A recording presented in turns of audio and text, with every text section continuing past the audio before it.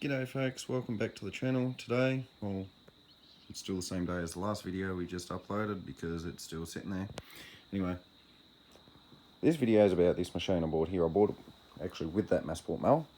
It's a also a masport self-propelled 21-inch cut machine with the Briggs & Stratton Quantum Industrial Commercial version 6 horsepower engine. So I borrowed the blade plate off this one because the 21-inch and 18-inch cut use the same size blade plate. They just use longer blades off this. So while we're waiting for that to turn up, I've got to address some issues with the engine. So let's get stuck into it. So when you pull it over, I'd expect some sort of compression with the blade plate on, and there was nothing. Without the blade plate, you expect the compression to feel a lot stronger because you haven't got that flywheel mass underneath the engine helping you turn it over. So I'll just demonstrate that here.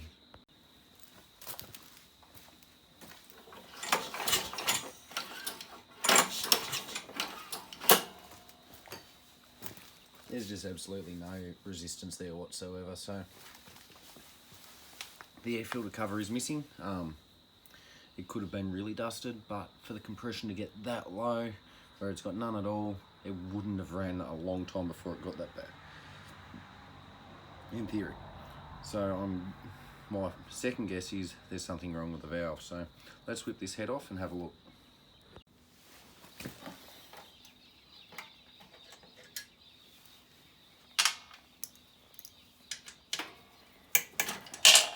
Bugger.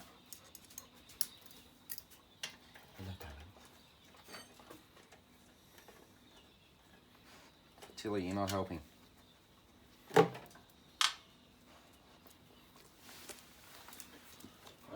where's air impact?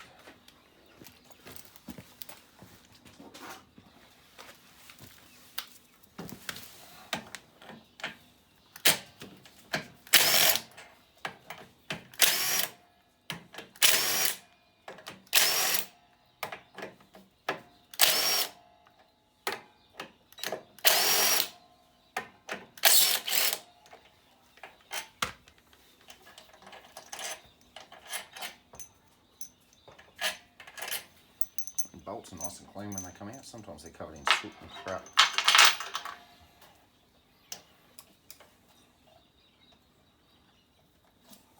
Ah, missed one.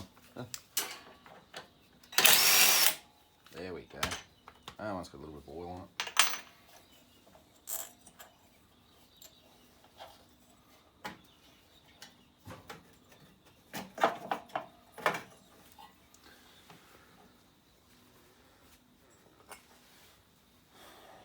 A little bit of oil in the cylinder, but when I bought it, the guy did have it on its side, so not assuming anything yet.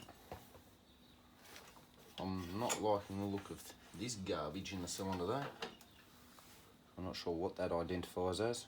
I think that's part of the pre-filter that used to be the air filter, which is why we've probably got no compression if there's some stuck under the valve. The exhaust valves closed. Inlet valve's open at the moment on the inlet stroke.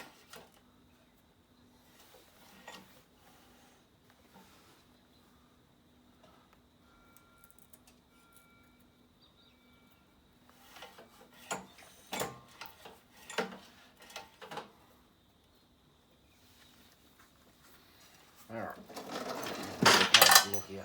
Oops, there goes a bolt. Piston's reasonably clean. A bit of carbon and crap build up on it.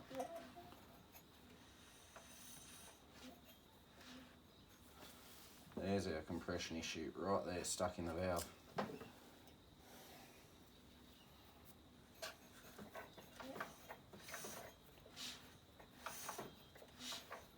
So if I was a betting man, I'd just throw this cylinder head back on now and see what difference that makes.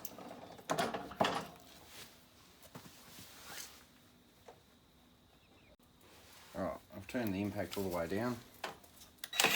Oh, and I haven't put him forwards either.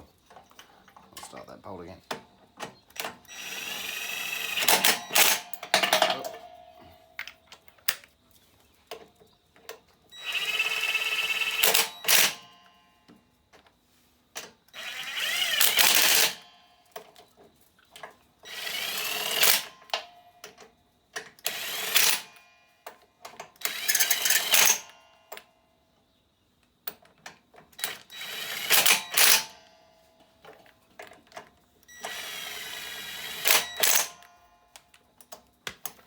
not starting it up just yet. Let's see if that's made a difference.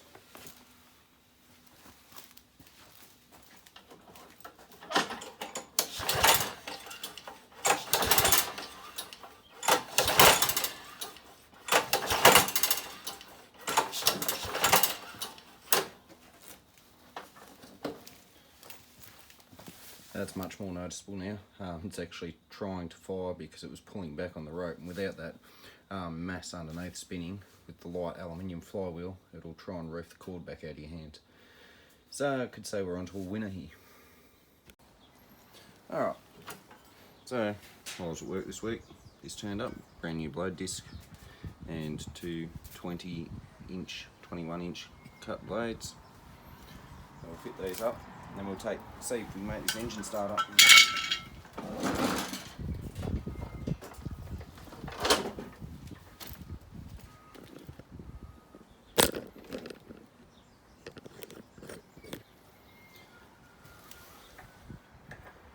A few webs underneath.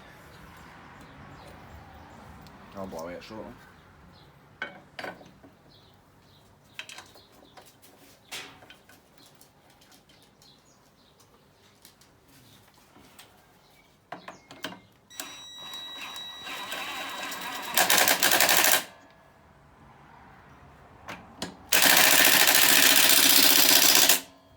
Yeah.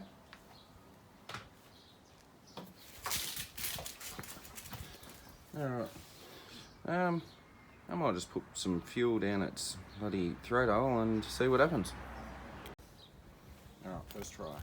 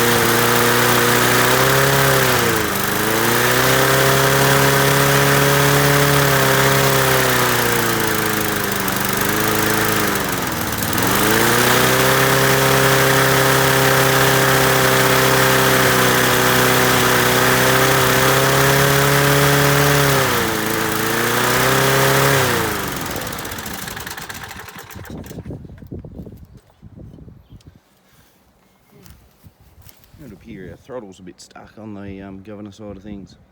So it would appear that something's stopping the carburetor going back from the idle position, or back to it. It's just jammed on wide open throttle.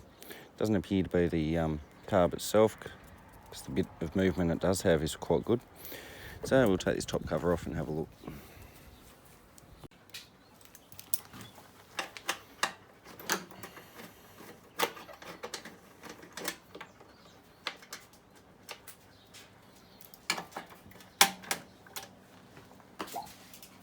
Get.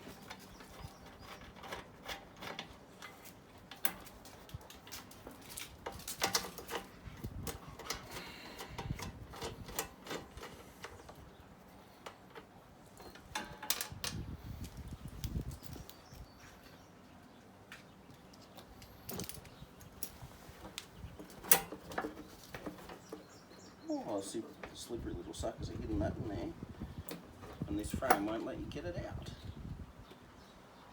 I wonder if I can tip it back enough. Ah, there we go. Little bastards.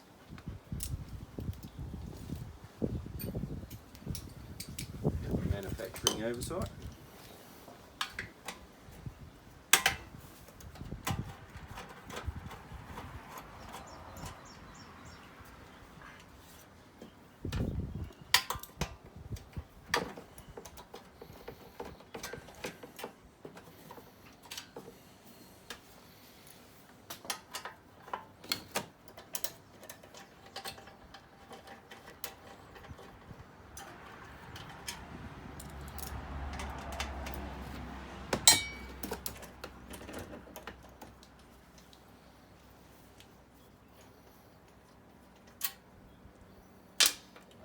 5/16 bolt.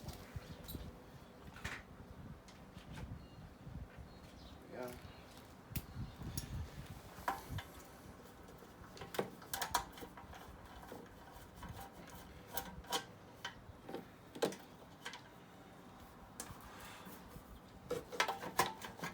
Oops. Put the dipstick tube back in there.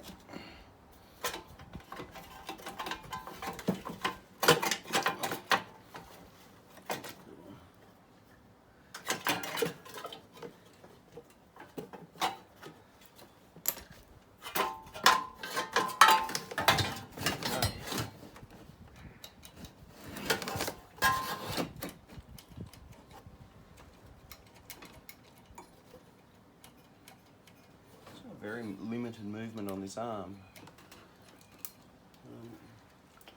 Next stop, I might just strip it down a little more and see what's causing it to stop. Okay, so we'll take this carburetor off. Obviously it needs cleaning anyway, more or less, because once you primed it, it would not continue running unless I choked it heavily. Gotta be something up there. Now when you take these off, this air filter housing, 9 times out of 10 you destroy the gasket behind it, which is needed for the primer to work. So it always pays to have one on hand, which I don't today because I'm a bit disorganised. So hopefully we don't destroy it.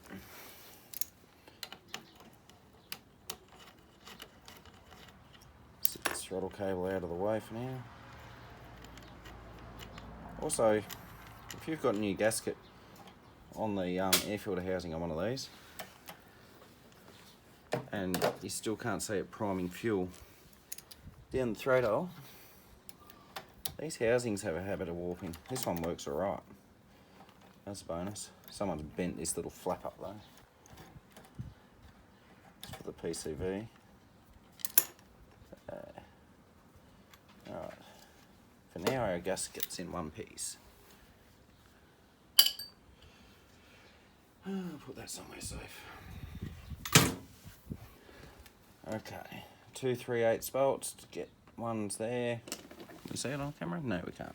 There's one there, and then there's one underneath the throttle wheel. Pretty sure they're 3/8.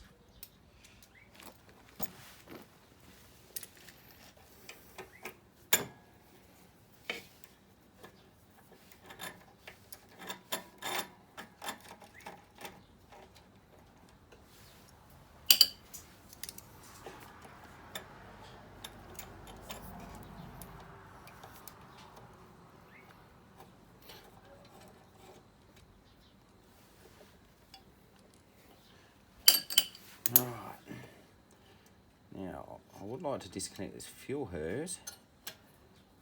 I do need to find something to plug the fuel line up with. This random bolt will do.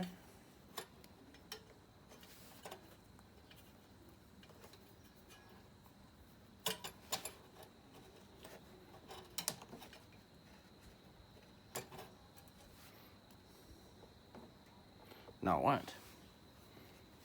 I'll just leave it pointing up. There we go, gravity will take care of that. Alright. And then, yeah, no, it's definitely the carburetor that's stuck. So, the throttle plate in here has slid out of its the shaft. So the butterfly's half popped out. So if I push that back in,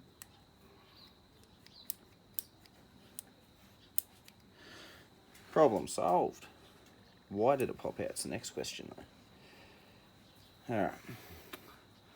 I'll clean up some of this and get the fuel off my hands, and we'll look further into it. Alright, so I'll just clean the outside of the carb off. Have a quick look in the bowl.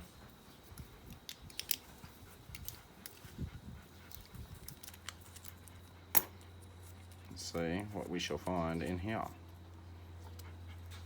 Why has it gone tight?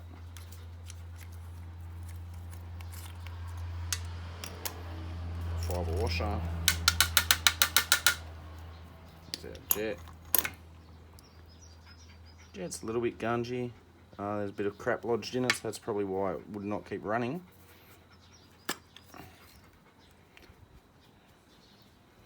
I've seen plenty worse. I'll clean that jet, maybe poke a bit of wire up through the venturi there. I don't know, I'm just going to send it.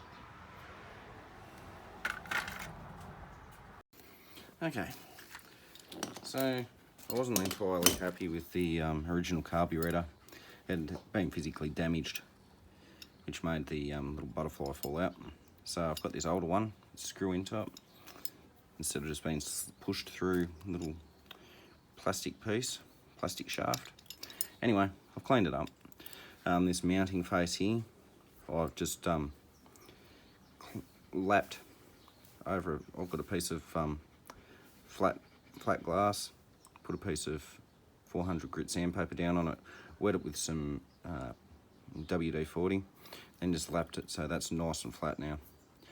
That will give our gasket there something nice to seal on, because I haven't got a brand new one, so I'm just giving it the best chance it's got.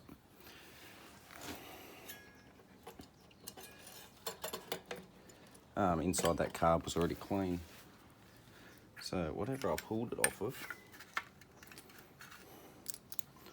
I must have been working on, found it was smoky or something, and just left it at that. And when I've wrecked it out, I've just thrown all the parts in a box.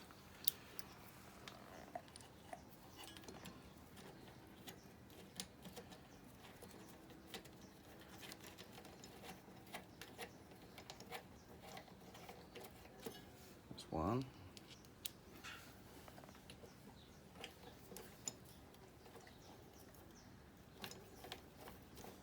It's filthy stinking hot today, and I've got 2 machines to do. But you gotta do what you gotta do. Right. Put the fuel line back on. Oh, there's still some fuel in it.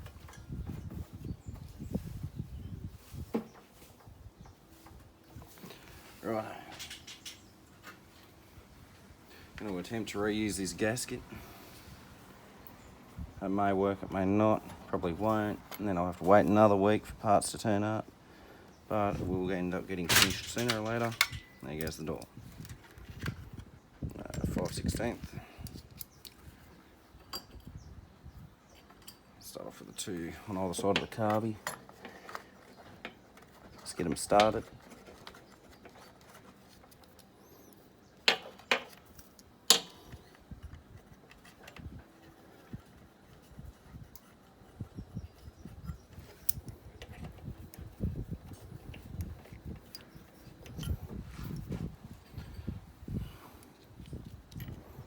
This one started as well, so everything's threading in.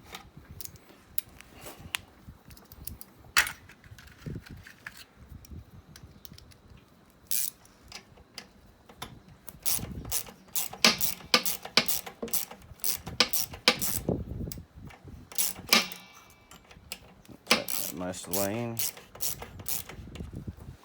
Take this one most of the way in.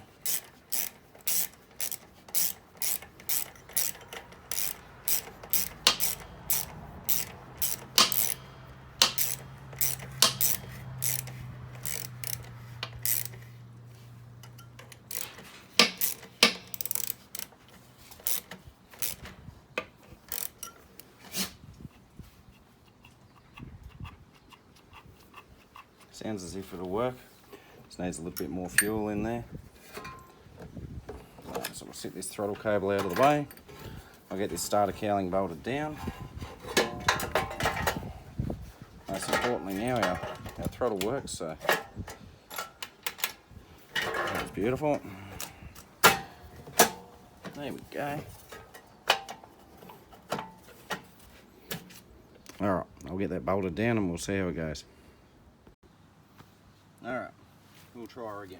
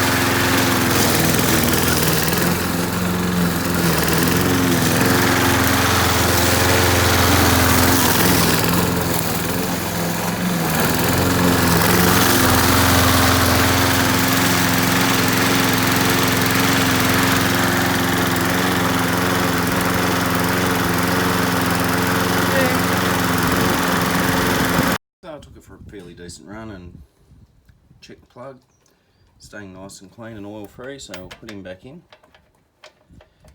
Now we know we're right to sort of do some basic servicing on this engine. I'll put a new air filter on it, probably paint the little cover that goes over there, change the oil and give the whole thing a basic tidy up. I'll get rid of all these decals that are half peeled off anyway. And all in all, it seems pretty healthy.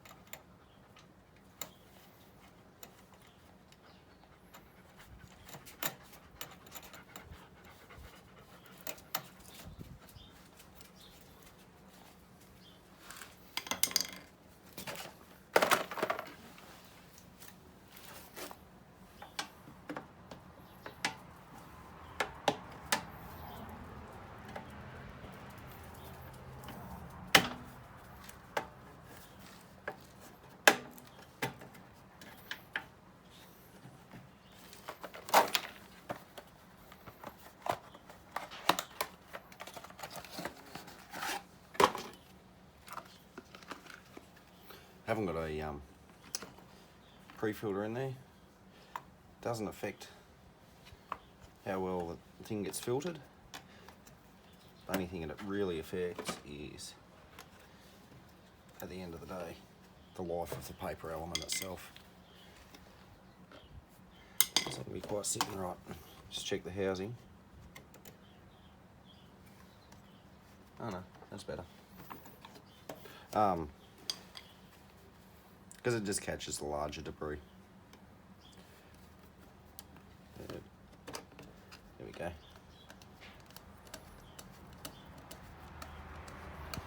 So I'm just waiting for the paint to dry on this cover here. But meanwhile, I'll start cleaning up this deck a bit, I think.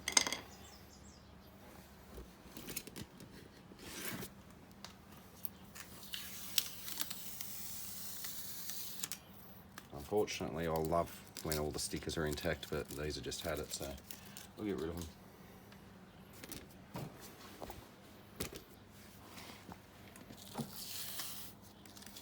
And I think I've got a masport badge up the back to put on the front, so it'll make it look neat. Also, our catcher flap's broken. Won't be putting it on in this video. I've got one on the way. Well, it's actually another whole machine on the way. I've measured it. It's the same size as your standard masport mower. Hopefully it fits properly. Because this one, across the back, it's all cracked open and it's ready to snap off. Alright, a couple more stickers to pull off and then we'll take it up, just give it a bit of a hose down. I'm not going to pressure wash it. And change the oil. I'm almost done. This is looking miles better. Sort of got Western Chaplin's paint match with the red there, but anyway, doesn't really matter. The dog doesn't seem to mind. The dog's colourblind too.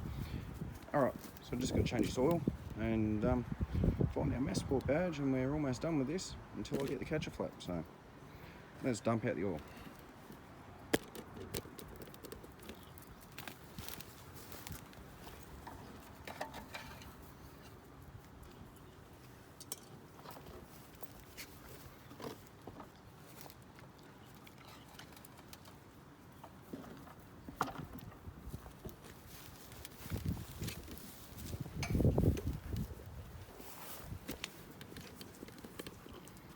It's black. Otherwise it's not terrible, I don't think. Anyway, I'll get this out and we'll get some new stuff to put in.